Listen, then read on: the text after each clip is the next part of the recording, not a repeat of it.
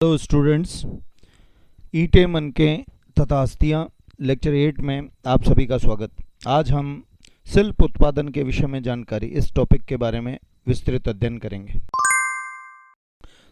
शिल्प उत्पादन के विषय में जानकारी आज का ये टॉपिक है। इसके तहत हम सिंधु नदी पर स्थित चहुंदड़ो, जिस तरह से हमने हड़प्पा, धोलावीरा, मोहनजोदड़ो, बनवाली, रोपड़, रंगपुर, ये काफ़ी स्थल के बारे में पढ़ा था। ठीक उसी प्रकार से चहुंदड़ो भी एक सिंधु नदी के तट पर स्थित शिल्प उत्पादन का महत्वपूर्ण केंद्र था। हालांकि ये मात्र 7 हेक्टेयर में फैली हुई बस्ती थी, जो सरकारी आज 132 बीघा होता है, 44 बीघा में फैली हुई थी और पूर्ण रूप से शिल्प का उत्पादन केंद्र था। यहाँ पर विभिन्न प्रकार के मनके बनाए जाते थे।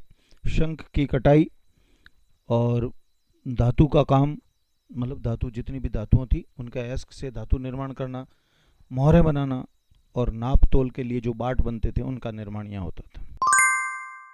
चहुंदड़ो में जो शिल्प उत्पादन होता था उसमें सबसे महत्वपूर्ण वस्तु थी, वो थी मनके।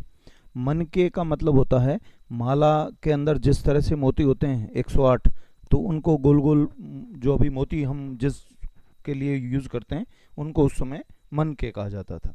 मनके विभिन्न प्रकार के पत्थरों से, धातुओं से, शंख से, फ्योंस से, पकी हुई मिट्टी से और मिश्रित मनके दो या दो से अधिक पत्थरों को एक साथ जोड़ के बनाए जाते थे।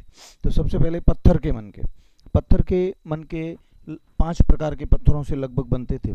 एक कार्नेलियन चटक लाल रंग का पत्थर होता था, उसके एक जैस्पर, एक स्फेटिक, एक क्वार्ट्ज और एक सेलखड़ी की हालांकि मोहरें भी बनती थी, लेकिन ये 5 पत्थर के मनके बनाए जाते थे इन 5 पत्थरों से। पत्थर के मनकों के अलावा धातुओं के मनके भी थे। धातुओं में तांबा जो धातु थी उसके मनके, कांसा धातु के मनके और सोना के मनके, ये 3 प्रकार के धातुओं के भी मनके बनाए जाते थे।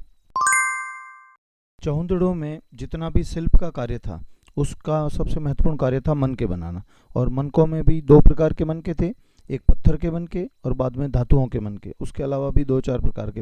अब हम मनकों के बारे में पढ़ेंगे। मनकों का आकार, तो मुख्य रूप से खुदाई में, उत्खनन में जितने भी साक्ष्य प्राप्त हुए हैं उसमें चक्राकार यानी चक्र के आकार के, बेलन के आकार के उनको बेलनाकार, गोल थे उसको गोलाकार, ढोलक के या ढोल के आकार के ढोलाकार और कुछ खंडित, इस तरह के मनकों के आकार पाए गए।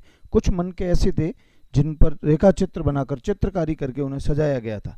चहुंदड़ो और गुजरात की भोगवा नदी के तट पर स्थित लोथल, ये दोनों मनके बनाने के महत्वपूर्ण केंद्र थे और यहाँ से हड़प्पा और मोहनजोदड़ो को मनके निर्यात किए जाते थे।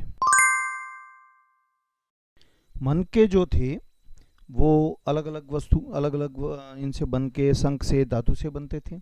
उसमें सेलखड़ी एक पत्थर होता था, तो वो मुलायम बहुत था, उससे मनके और मोहरें आराम से बनाई जाती हैं। उसका जो चूर्ण था, उस चूर्ण को लेप करके सांचे में डाल देते थे और उस सांचे में डालकर भी कई चीज़ें बनाई जाती थी।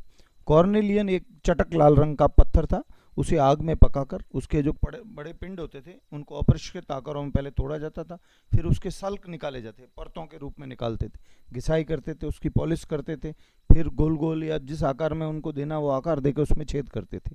चहुंदड़ो, लोथल और धोलावीरा, इससे छेद करने के उपकरण मिले हैं। नागेश्वर और जो बालाकोट था वो सागर के किनारे था और शंख की वस्तुएं चूड़ियां, करछियां तथा पिच्चीकारी के केंद्र थे। आज का लेक्चर यहीं खत्म होता है। कल हम एक नए लेक्चर के साथ पुनः उपस्थित होंगे, साथ में बने रहिए। Thanks for watching. Stay tuned.